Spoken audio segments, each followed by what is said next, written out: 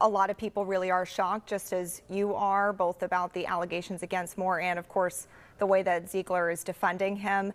Oh, absolutely stunning allegations, Byron Lenise. I just got off the phone with Sheriff Haas Mack. He tells me employees at Camp Beckwith are under investigation for allegedly giving at least 3 children sleeping pills without parents' consent. And then one of the suspects struck him across the face with a gun, pistol whipped him. You can even see some of the blood splatters here on the floor from that attack. This is the ruling that just came down less than an hour ago from Judge Rick Stout in Mobile County Circuit Court. Now, we're still reading over this 4-page document, but it does say that the city of Mobile is required to release the body cam video of the 2016 Paint the Cannon incident within 14 days.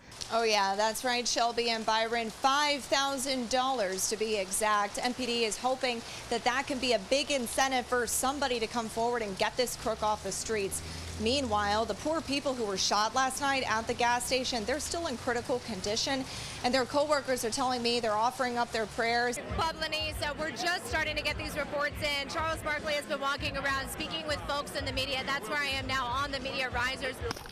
But take a walk to the area where Olin told 911 the cloud of chlorine gas was headed, and you'll notice these pine trees are still brown. They have actually evacuated this entire facility, and the reason why we aren't allowed to go any closer into the facility is because of how potentially dangerous this situation could be. I found this email. The former senior director of public works, Greg Beckham, wrote to his employees last year saying, quote, "I don't always have problems with my staff, but when I do, I place them in the box. Stay loyal, my friends." On the 3 different weekends that I've been out here witnessing this activity while undercover, and this is a device that's going to help us scoop up the sediment from the bottom of the bay and bring it back up to the surface here. It's pretty heavy, so I'm getting a bit of a workout. Why would you vote against something that would ultimately help protect children? You believe that this incident should have ever happened in the first place, when there was an opportunity, a clear opportunity,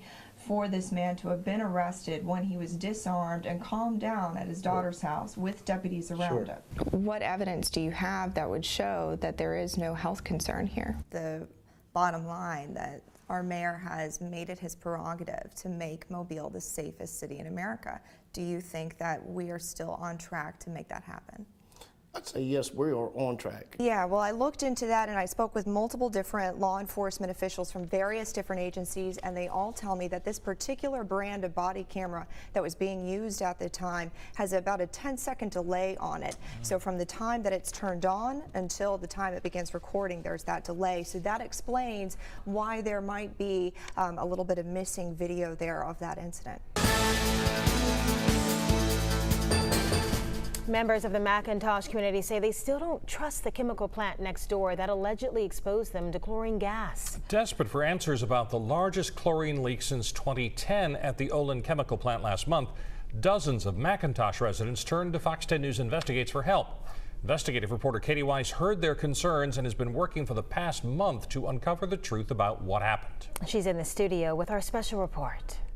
Well, there's a lot of things that went wrong on February 15th, from the employee's mistake that led to the chlorine leak to the reason why police officers were sent directly to the place where the cloud of toxic gas had traveled, to the company's failure to effectively alert the impoverished community right across the street about the release of chlorine gas near their neighborhood. One neighbor fears that last mistake may have permanently jeopardized her health. On February 15th, I actually noticed that the alarm was going off, so I stepped on my porch and I just looked around. Tammy Reed lives and works directly across the street from the Olin Corporation chemical plant in Montage. She remembers the night of the chlorine gas leak vividly. When I stepped outside and took a big sniff, something is fishy.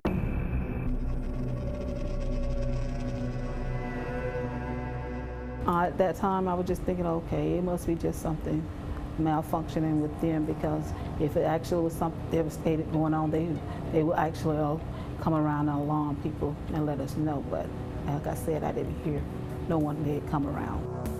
Olin has admitted that while their shelter-in-place alarm sounded, the community call notification system was not working at the time of the incident.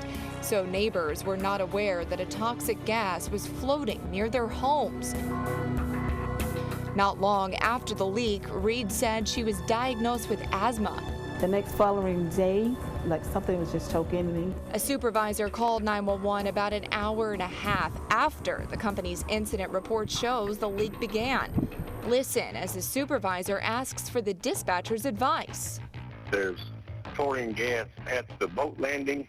Do you think we need an officer to block off the road where nobody go down to the boat landing? I can send you one if you want me to. How long do you think it'll take for that to blow out? Well, most of the event is over with. Okay.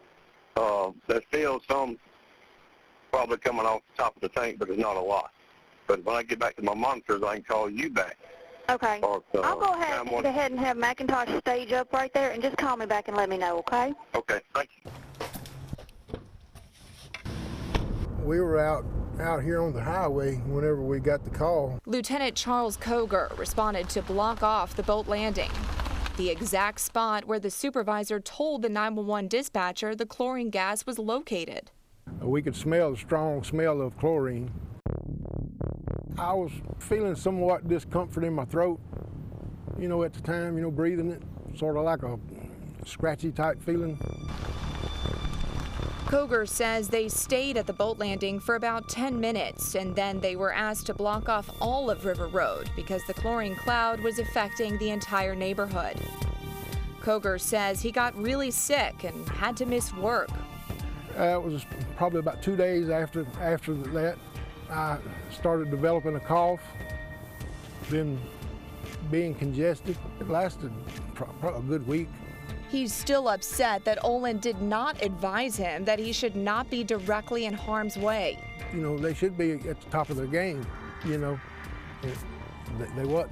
In an incident report, Olin said 738 pounds of chlorine gas was released that night due to a lack of attention to detail by employees working at the plant. The report says after maintenance crews finished their work, settings were not returned to normal. So when the night shift came in to do their regular duties, chlorine started leaking. So just how much is 738 pounds of chlorine gas? Well, to put it into perspective, chemical experts tell me it would be just about enough to almost fill one entire tank car, like you see here. Chlorine gas can be deadly. It was weaponized during World War I and has more recently been used as a lethal weapon in the war in Syria. A material safety data sheet written by Olin says chlorine gas is, quote, irritating to the respiratory system, may cause throat pain and cough, even saying it can cause heart disease, respiratory disorders, and asthma. So I have asthma. Asthma also. Reed and Lieutenant Koger both agree that Olin should be doing more to ensure first responders and nearby residents are safe. From what I see, I don't think they care because no one actually came out and checked on after the incident happened and see if anyone was affected. Better communication. Communication is the key to it all. Communication is going to save lives. It'll let us know what we're going into, what we need to do as far as the community concerned. We just hadn't had that from them. Well, I've asked Olin for an interview multiple times, but I've not yet been granted that opportunity. Instead, Olin released a written statement to us that reads in part, quote, "We have carefully examined everything about the February 15th chlorine release event to determine what we could do to keep this from happening again.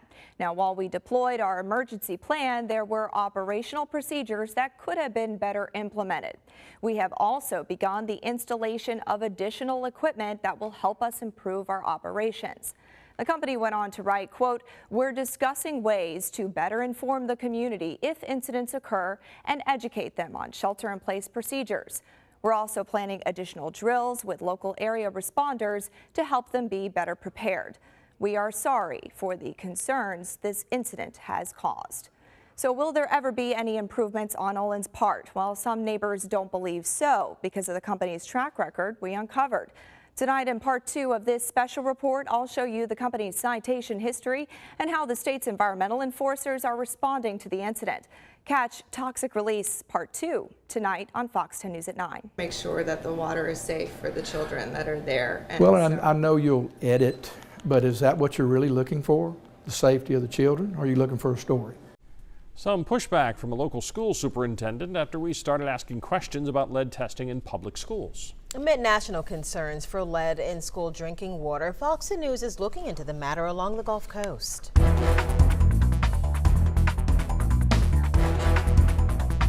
Following the drinking water crisis in Flint, Michigan last year, states across the country have been looking more critically at the issue of lead contamination in drinking water. School districts are starting to realize they've neglected to attend to an issue that might be poisoning students for years. In Portland, Oregon, for example, extremely high lead levels were detected in several schools this summer.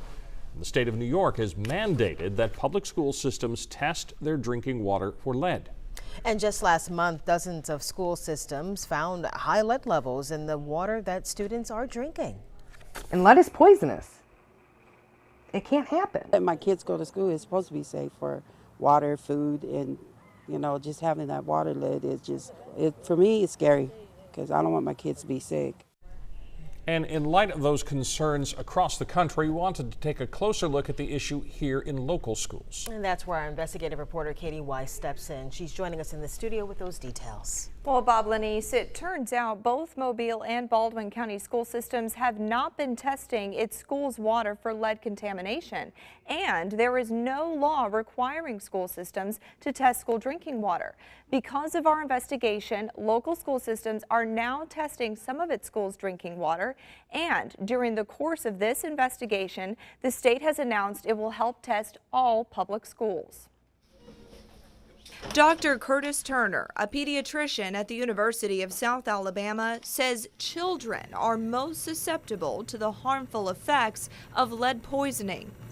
The brain in children is growing at a rapid rate, so any insults that they have can affect them for life. Most of it has to do with learning. If it slows their learning down, then you have to worry about academic performance. So, in the first week of October, Fox 10 News Investigates asked the Mobile and Baldwin County public school systems if a laboratory we hired could test some of the older school buildings that may be at risk. For weeks, there was no response. We even reached out to the State Department of Education, but still no word on testing. Finally, in early November, the superintendents of each school system emerged with an answer. We don't test because there is no reason at this time to question any of the water supply. Well, right now there was really no reason to test because we have no reason has been brought forward. But they explained they would do their own testing at some older school buildings. You know, were asking questions and we said, oh, okay, well, we can go ahead and test. So we're going to do our testing in the schools you indicated, and then we'll give you the results of those tests. I asked the Mobile County School Superintendent, Martha Peak, if she had spoken with the Baldwin County School Superintendent, Eddie Tyler, about the plans. So have you been in contact then with Baldwin County schools about this issue? I've not been in contact with Baldwin County. I really have not been in contact with anyone except our facility division and also those people who are learning about the people who are testing for us. So I really haven't discussed this with anyone. But Tyler said they did consult one another about the issue. Because Martha and myself have spoken about the water quality. But why do you think she would tell me on camera that she didn't? Well, I can't speak for that because I didn't see your report. Confused by the different responses, I pressed Tyler further. And I'm curious if you two were strategizing. Is this a strategy? Wow, what a stretch. I think you're trying to make a story out of nothing.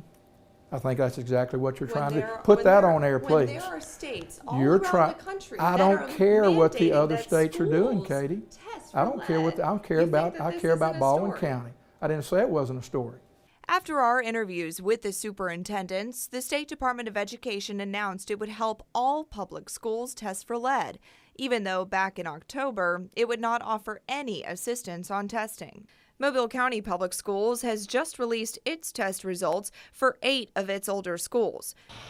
Parents and students at the following schools can rest easy knowing all the results were below the legal lead limit: Baker High School, Davidson High, Murphy High, Causey Middle, Alba Middle, Lott Elementary, and Dolphin Island Elementary. However, Mobile County has not yet tested all of its schools. There are at least 20 schools in Mobile County built in the 1980s or before that could have lead plumbing components. Now, if you would like to see Mobile County Schools' full testing results report, I have posted it for you on our website, fox10tv.com. Bob, Lenise? Okay, Katie, has Baldwin County released its results yet?